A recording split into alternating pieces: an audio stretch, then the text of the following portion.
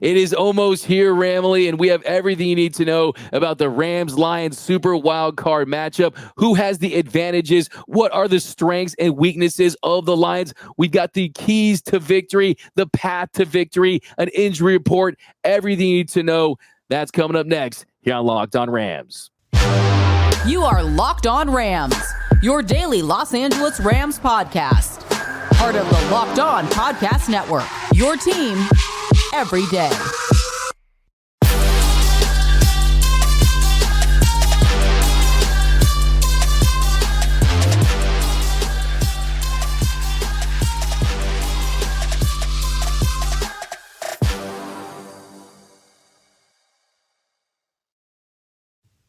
What is up, Ramley, and welcome to another episode of Locked On Rams, your daily podcast covering your Los Angeles Rams, free and available wherever you get your podcasts. Locked On Rams, part of Locked On Podcast Network, your team every day. We're also available over on YouTube, so if you haven't yet, do us a huge favor, subscribe to Locked On Rams YouTube channel, just past 11,000 subscribers, trying to get to 12K, so join the party, and also drop your comments down below. What do you think are the biggest X factors, and drop your score predictions for the Super Wildcard matchup between the Rams and the Lions. We read all those comments. We really appreciate them. My name is Doug McCain. You can follow me on X and Instagram at DMAC_LA. I've been covering LA sports for over a decade, 24/7 sports, Dodgers Nation, SI.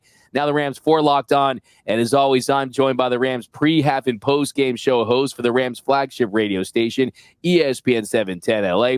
He's in his 8th season covering your team, the People's Champ, Mr. Travis Rogers. You can follow him on X at Travis Rogers. And on today's episode, we've got all the facts and factors you need to know. We've got how to get bad Goff, who has the biggest advantages, what is the Rams' biggest strength, what's the Lions' biggest strength, the weaknesses. We're going to get into all that. We've got a big injury report. But first, this episode of Locked On Rams is brought to you by Gametime. Download the Gametime app, create an account, and use code Locked On for $20 off your first purchase. All right, Travis, it's almost finally here. Yep. Sunday, wild card weekend. We've got the primetime matchup on NBC. It can't get here soon enough. First playoff game in Detroit in 30 years. Well, before we get into it, though, quick injury report. Jordan Fuller was held out of practice again. He recovers from an ankle injury suffered against the 49ers. His status is in doubt at this point. Hopefully he gives it a go. Higbee was limited for the second day in a row. He's most likely to give it a go after dealing with that shoulder injury in week 18. But the big one is Sam Laporta, who says he is optimistic that he will be able to play. Now, how close to 100% will he be? That's the big question. But it does seem like he is going to be a part of that Lions offense on Sunday. Yeah, he'll be there. I guess the question is, how effective is he? And I would be surprised if he is the Sam Laporta that we saw through most of the season, who might be, never mind the best rookie tight end in the league. He might be the best tight end in the league, full stop. He had that kind of season. So, 70% of him, 80% of him is still pretty darn good. But that offense, that's kind of Jared Goff's safety blanket. So if he's something less than his best, I think that kind of is an opportunity for the Rams. Nobody's going to be feeling 100%. I guess if you're kind of adding it all up, the Rams are about as healthy as you could hope for. They're healthy where they need to be. They're healthy on the line. They're healthy at quarterback. They're healthy at wide receiver, and they're healthy at Aaron Donald. Those are the places that you need to be at your best, and I think they are.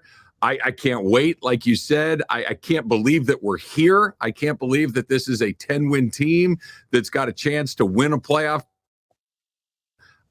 Here's the most obvious and dumbest thing I'm going to say all day. If they win on Sunday night, there really is no limit on what they can do. That once that momentum starts to go, they beat San Francisco a week ago. I know it wasn't A's on A's, but it does allow you there. They've had success against San Francisco in the postseason before. So if they can get over the hump of the Lions, if they can do what we're all hoping they can do, who knows what happens next? I mean, this could be one of the great runs of all time. They could also lose on Sunday night, and we could be here on Monday doing a postmortem. It's that big of a game. It could go so many different directions, and I think really the first you have to start with was as far as advantages and disadvantages. So we're going to go through the advantages that the Lions have, the advantages that the Rams have, and you have to start with that home field. The Lions have the advantage of being the home team in this game. The ticket prices are sky high. It's going to be a raucous crowd there in Detroit. but this is a mature Rams team as far as their stars. You have a youth and inexperience, there's no doubt about that. But this is a team that you play against the 49ers at home, the Eagles at home, the Steelers at home. You have experience playing in front of loud environments with silent counts. You've read some of these practice reports that music is booming all week. Yep. So I think they're going to be ready for it. And I also think, too, a lot of nervous energy, some tension in that crowd if the Rams are able to get an early lead. And I think that's a big factor in this one. I couldn't agree more. Look, it's going to be loud. The Lions people will be peaking. The game doesn't kick off until after 8 o'clock local time. So they're going to have a lot of time to get in a good mood, shall we say, before the game. They're going to come in and they're going to be fired up. But I think you're right. I think that the experience that the Rams have, in particular with their head coach and their quarterback, is going to serve them incredibly well in a hostile environment. And like you said, if they can get a lead, if they can take a lead into the half, if they can take a lead well into the third quarter, then all of a sudden, all of the Lions' good vibes are gonzo. They're out the window, and it's, oh boy, here we go again. I think we could be saying the exact same thing about the Cowboys and the Packers. I'm sure the Packers are probably trying to do the exact same thing to the Cowboys.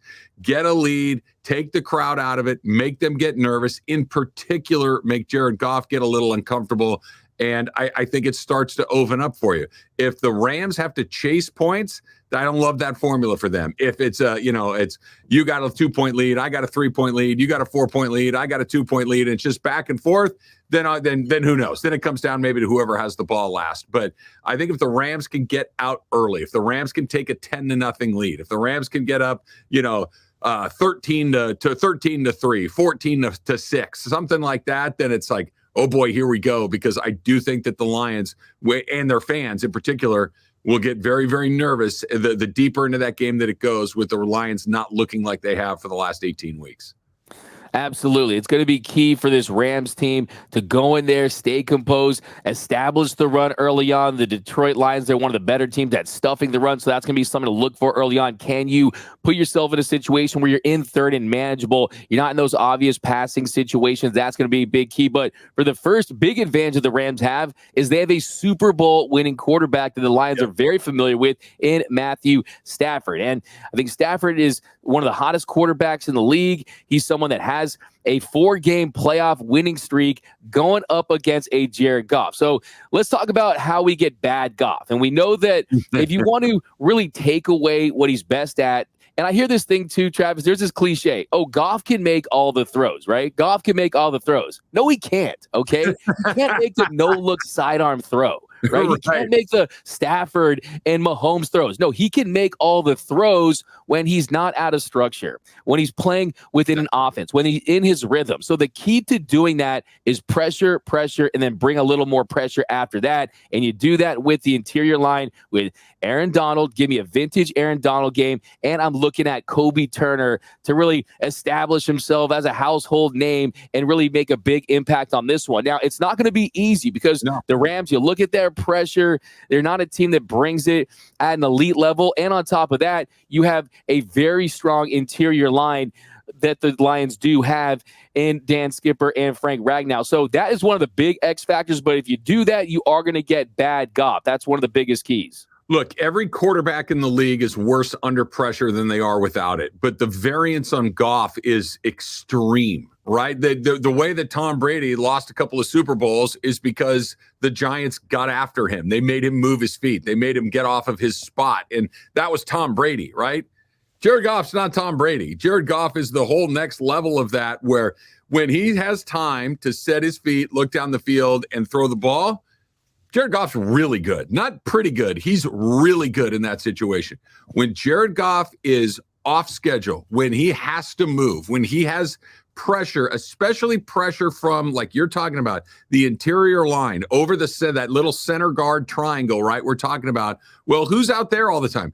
Aaron Donald and Kobe Turner are in that little gap. So there's an opportunity there to do it. If they can get pressure on Jared Goff, I feel really good about the Rams' chances. Not like, hey, anything can happen. I feel really good. If Jared Goff is under pressure frequently, I like it a lot. Give Raheem Morris a ton of credit for what he's been able to do with this defense this year, because this was it was Aaron Donald and let's see what happens. The secondary was, oh my gosh, who are these guys? And all of a sudden, here we are, and the defense is good. Is it the 85 Bears? No, but it's good enough, right? And it's good enough in the right spots along the way. Get pressure on Goff. Bad Goff will give you one.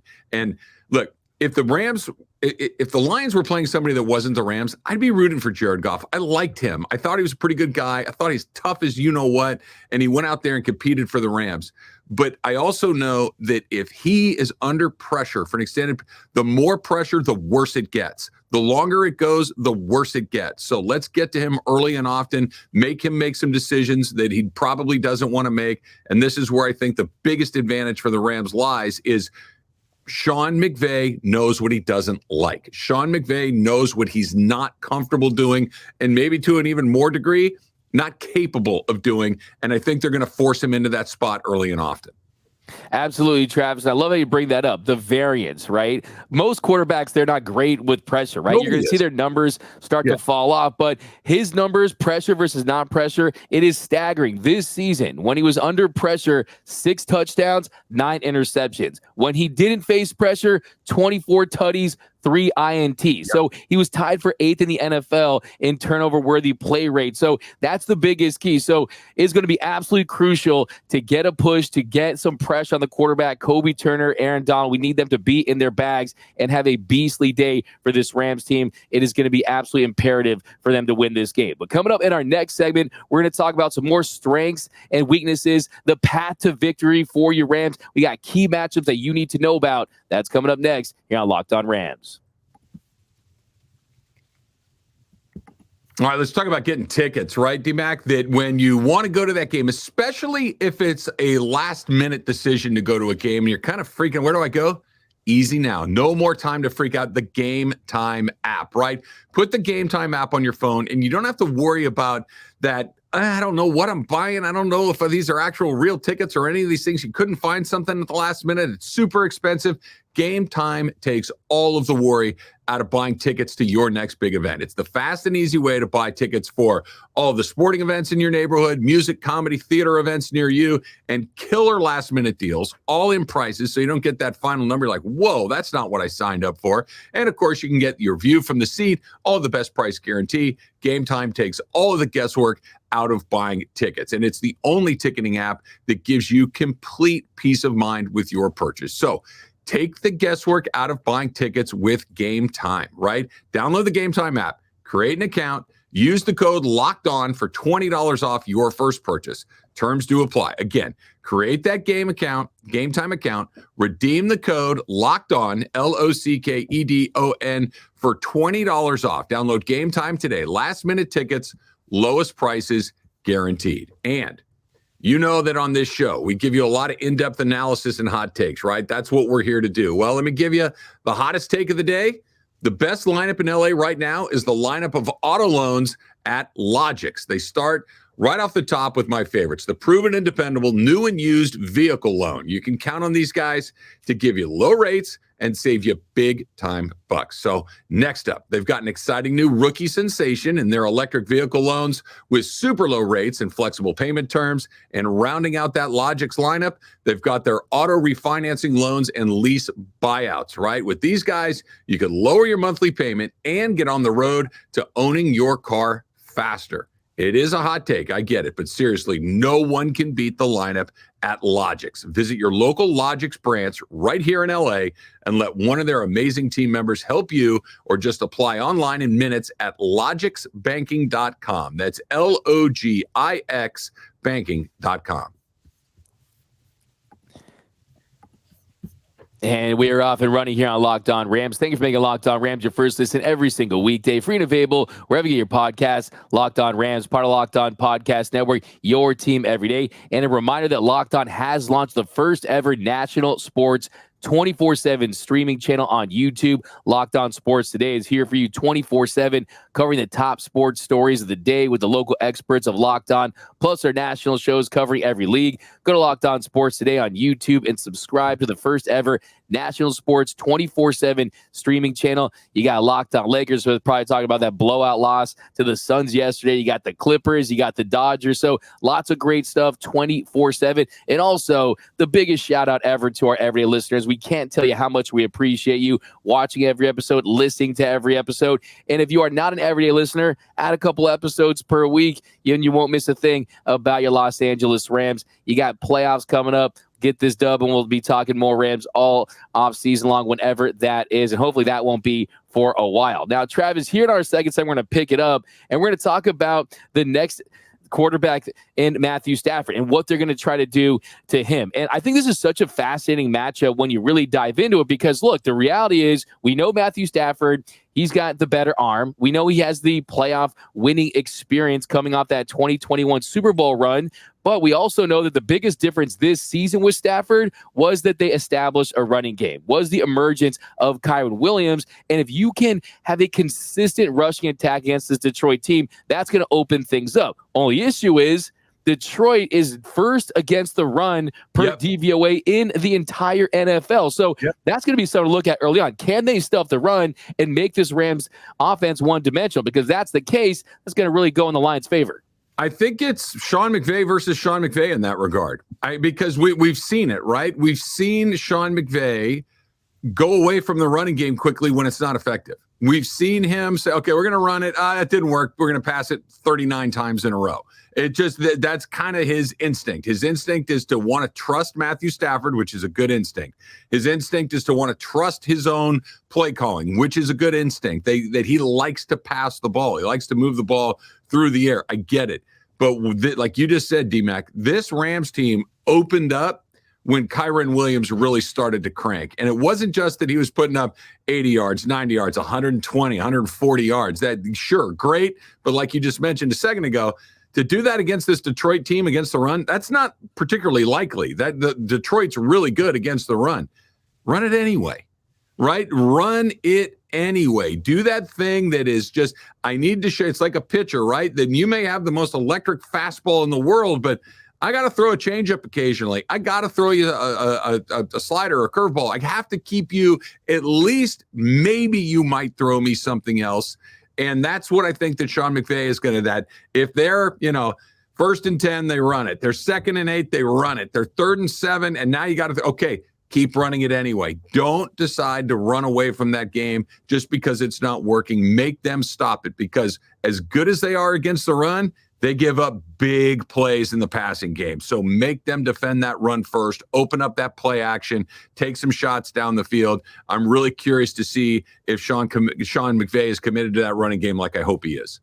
Yeah, I'm so glad you pointed that out, because that is going to be enticing for McVay if they can't establish the run early on, because Detroit, they're elite against the run. They're one of the worst in the league against the pass. They're 26 against the pass per DVOA. So I think the temptation would be, okay, let's air it out and let's throw this thing and we'll try to score points through the air, when we know that you have to be patient. You have to take those 2-3 yard gains to just try to build it up. And I like how you say McVay versus McVay, right? You can't just be doing the same thing. Can't go pass. It's like when you go and play Street Fighter and both people pick Ryu, you can't both have Ryu and just do Hadouken, to battle Hadoukens, right? You need the all-you-kens. You need the step-by-step Hadouken, right? You need to mix it up, right? And that's what Sean McVay needs to do. Can't just go all Hadouken with the passes. So I love to bring that up.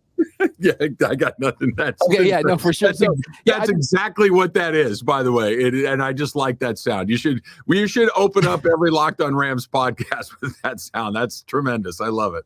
Big Street Fighter guy, man. I hate M. Bison, man. I hate M. Bison. But so you look at these key matchups too, and I think the big key for Matthew Stafford having success is avoiding the pressure, right? We know he's a different quarterback too when he's on the ground, when he's getting sacked. And I think I'm looking at Rob Havenstein versus Aiden Hutchinson. And Hutchinson, I'm sure he's riding high. His Michigan Wolverines just won the national title. He's the prodigal son of Detroit. Well, if you look at the drop-off in pressures from him to the next best in pressures with Detroit, Aleem McNeil, he has 101 pressures. McNeil, 34. So if you can neutralize Aiden Hutchinson, that's going to go a long way in keeping him clean. Yeah, he's the guy that you have to pay attention to, like everybody that plays against the Rams has to pay attention to Aaron Donald, right? You break the huddle. Where's Aaron Donald? Okay, there he is. All right, here we're going to slide protection over here. We're going to make sure that we have this. We're going to run or right at him, or we're going to run away from him. Same thing with Aiden Hutchinson. He's not, don't get me wrong. I'm not saying he's Aaron Donald, but he can mess stuff up the way that Aaron Donald can. He can be the problem that Aaron Donald is. He can be the guy that single-handedly, there is a world that exists, D-Mac, where you and I are talking on Monday morning. It's like, no answer for Aiden Hutchinson. He blew the whole game plan up. That Stafford couldn't get anything going because Aiden Hutchinson was on his back 4 seconds after the ball was snapped. So that's something that they have to take care of. Again, this is why I'm optimistic going into this game. Sean McVay's awesome. Right? Let's talk about this for half a second. Think about all the coaches that are moving around, all the vacancies that have happened. And Gerard Mayo just got placed into New England, so that job is closed again. That Belichick to Mayo happened in about a half a second. But if Mike Vrabel, Jim Harbaugh, Pete Carroll, I guarantee you there are some teams right now that are looking around that have a coach. Never mind the teams that are already vacant, but that have a coach and thinking, should we go get Jim Harbaugh? Should we take a shot at Pete Carroll? Should we go get Bill Belichick? Are these guys better than the guys we have? There's no conversation about that in the Rams building.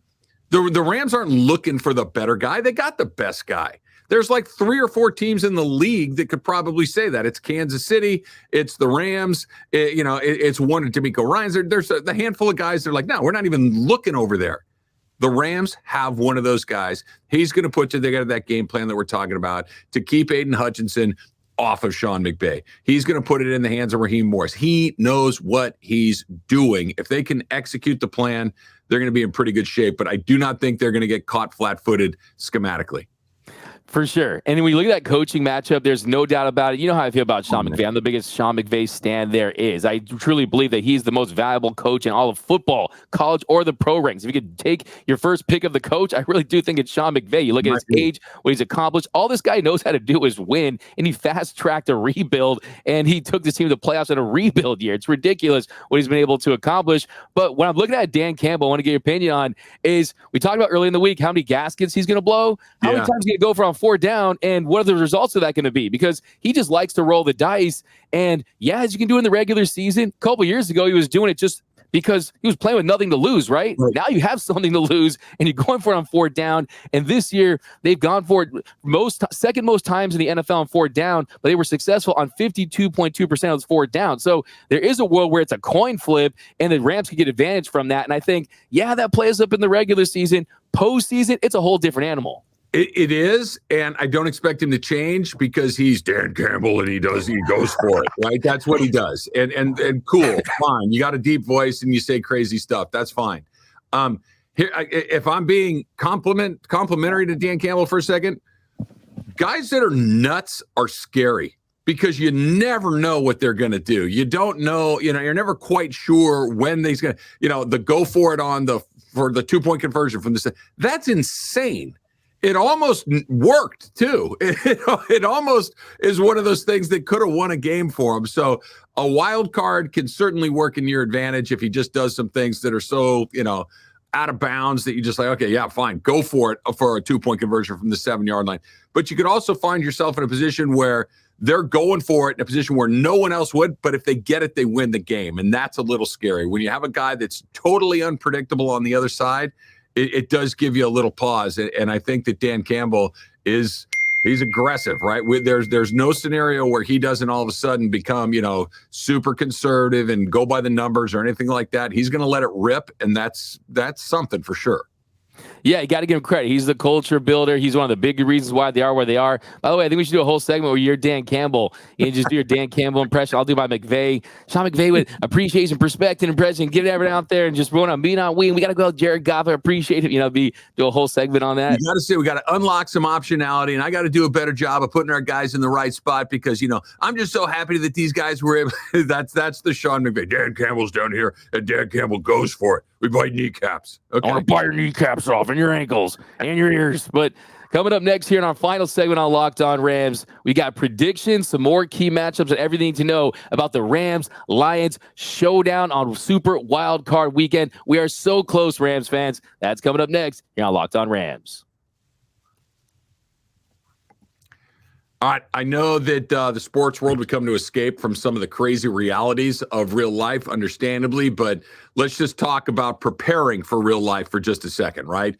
According to the FDA, pharmacies are running out of antibiotics like amoxicillin right in the middle of one of the worst flu seasons in over a decade, and obviously that's incredibly scary. So what would be a more helpless feeling than not having the medication that you need while one of your children, your wife, your mom, your dad, and there was a supply chain issue that kept them from getting the medications that they needed. So thankfully, we're going to be all right because of Jase Medical. The Jase case is a pack of 5 different antibiotics that treat a long list of bacterial illnesses, including UTIs, respiratory infections, sinusitis, skin infections, and a whole bunch of other things as well. So this stuff, that can happen to any of us. So visit jasemedical.com and complete your physician encounter. It'll be reviewed by a board-certified physician, and your medications will be dispensed by a licensed pharmacy at a fraction of the regular cost. It has never been more important to be prepared than it is today. Go to jasemedical.com and use the offer code LOCKEDON, LOCKEDON,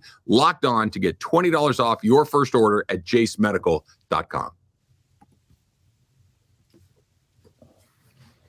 And welcome back to Locked On Rams. Thank you for making Locked On Rams your first listen every single weekday, free and available wherever you get your podcast. Locked On Rams, part of Locked On Podcast Network, your team every day. Now, a couple more matchups to get into, and I want to have a little bit of a legacy conversation here, but I think when you look at the receiving matchups, I think it's really, really fascinating. I think Amon-Ra St. Brown, you can make the case that he's the best overall receiver in the game when he's on, and I think it's going to be a big matchup for Quentin Lake. He's going up against one of the best, if not the best, slot receiver in the league. He's fast, yards after the catch. On the flip side, yes, it's been all world for Puka Nacua this season, setting rookie record after rookie record. But I love this game for Cooper Kupp. Going up against Brian Branch, a rookie slot defender. He's been really, really good this season. But I like the Rams, their depth at receiver. And with Matthew Stafford as their quarterback, I still give the Rams the receiving advantage in this one. Yeah, I do too, for the reason that you mentioned. I'm looking at the group, right? The group of Kupp, Nacua, and Robinson. I think you can make a case that that's as good of a 3-man group as you're going to find in the entire league. And if it's not the best, it's not the 5th best either. It's one of the best groups in the entire league. Well, give a quarterback with Matthew Stafford's pedigree and ability 3 different guys that he can throw the ball to. Yeah, I like my chances right there. I think that's a really good spot. Amon-Ra St. Brown is tremendous. You know, we got to see him here in LA with SC. I mean, he's a really, really good player, but he's only one guy. I think this kind of comes back to what we're talking about with Laporta off the top of the show, D-Mac, that his effectiveness, availability, I think is everything, because if it's just St. Brown and you're not worried about Laporta, or Laporta's unavailable to go, I think that needle that's kind of right in the middle, maybe it's a little way Rams, maybe it's a little way Lions right now, I think it swings pretty significantly towards the Rams if they're a one-man band with just Amon-Ra St. Brown, because the Rams will not be a one-man. They got those 3 guys. You got the quarterback. You got Kyron Williams. They got a lot of ways to get that ball into the end zone, and I think that they will. Big agree, and I think you're going to have a big game from Akella Witherspoon, as well as played a lot better of late after having a really great start to the season, had a little bit of lull, and then kind of picked it up later in the year. Now, legacy talk. Now, for me, I've seen people out there saying, okay, if Matthew Stafford struggles, this is going to tarnish his legacy. My opinion, 3 straight playoff game comeback wins in 2021. You look at, he went 0-3 with the Detroit Lions, but flags fly forever. Diamonds on Super Bowl rings, they shine forever. You win that Super Bowl title, I think that he's already cemented his legacy as far as he could be in the Hall of Fame. I think he should and will ultimately be in the Hall of Fame. I don't think a loss against Detroit is going to tarnish his legacy at all. I don't think it tarnishes his legacy either, but I do think there's an opportunity for him to buff up that ring, so to speak, right? To have us look at that banner even a little bit more differently, because when he left Detroit, the question was, we know he was good, but we think the Lions were bad, but let's find out exactly, right? And we got the answer pretty quickly. He comes to LA, he wins the Super Bowl, and so you're okay, he's the guy. A second run It doesn't necessarily have to be all the way to the Super Bowl, but a second run to where he took another group of guys and all of a sudden they're back in a deep playoff run again. Then it's clearly he is one of the best of his generation. It's not just a guy that stacked a bunch of crazy fantasy numbers and got hot at the right time with a really good team around him once. It's that if you give him good players, they win a lot, they win in the playoffs, and that's what's available to him. I don't think, even if the Rams went out there and they lost 31-10, right? And he threw a couple of interceptions, I don't think anybody's looking at him, I told you that guy's not that good. He's a guy, right? I think everybody knows he's a guy, but he can become an even bigger guy with a great performance.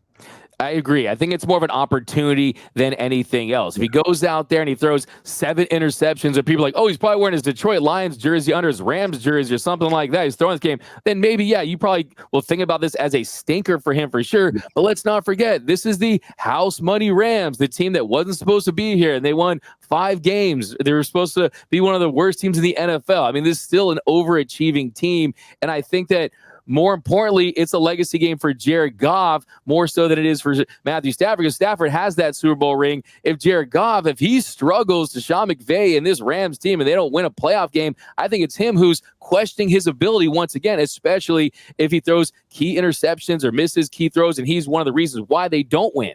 Well, let's look at it like this. When the Rams won the Super Bowl a couple of years ago, who got the credit? Matthew Stafford, Cooper Kupp, and Sean McVay. Probably in that order, right? And when the Rams went to the Super Bowl in Super Bowl 53, who got the credit? Sean McVay. Everybody thought that Sean McVay was propping up Jared Goff, that he was kind of the Yoda whispering in his ear about what to do. Now, Goff's got a chance to say, no, I had as much to do with that Super Bowl run as anything else. And if the Lions do win, we'll see how far they go. And, at that point, I might even be pulling for Jared Goff a little bit. But if he goes out to, never mind goes out, but goes out to Sean McVay in the opening round, then it's that's a function of Sean McVay. Sean McVay was the guy. He was behind the curtain with the Wizard of Oz or Yoda, whatever mixed metaphor I got going right now. He's the guy that Goff's just kind of the guy out there executing what he's told to be doing in the first place. Huge opportunity for Goff to go up, and an even bigger opportunity for him to go down. For sure. That's absolutely what's at stake. Now, as far as predictions go, I like where the Rams are at heading into this one. Like I said, from a matchup standpoint, a lot of it has to do with, can the Rams stop their run? They're going to bring it up the middle through the run game with Montgomery, and you have a stable of running backs. You have the Rams that are trying to get it done through the air and on the ground. I think really who limits the mistakes? We know that Goff and Stafford, as great as they've been, they can throw an interception here and there. So I think turnovers are going to be big. The special teams is a huge wild card. There's a lot into this one, but still at the end of the day, people are talking about it's house money for the Rams. It's whose house money, though? Rams house. I think they're going to win this game. I got the Rams winning 28-24. They get to the division round, and they somehow, some way win a playoff game in Detroit, and they shatter the Lions' dreams. 28-24 is the right pick because 28 means touchdowns, not field goals, right? And considered that. Look, I if this comes down to a kick, good luck. Cross your fingers and toes and hope that it goes through, because I think anybody that tells you they're confident about it's probably lying. Can he make it? Sure. But are you feeling good about it? Probably not. It is house money 2 months from now. But right now, a couple of days away from the game with a chance to win, it's something weird. Texans are playing with house money, right? The Texans, they're in. They don't care. They can win. They can go win this game. They can win this game and then see what happens from there. So I don't think they're happy to be there. I think they got to punch their ticket. I think it will be very, very disappointing if they lose. 2 months from now, we can look back and say, yeah, what a great season along the way, but they need to take care of business. I like that 28-24. No field goals. Let's score touchdowns.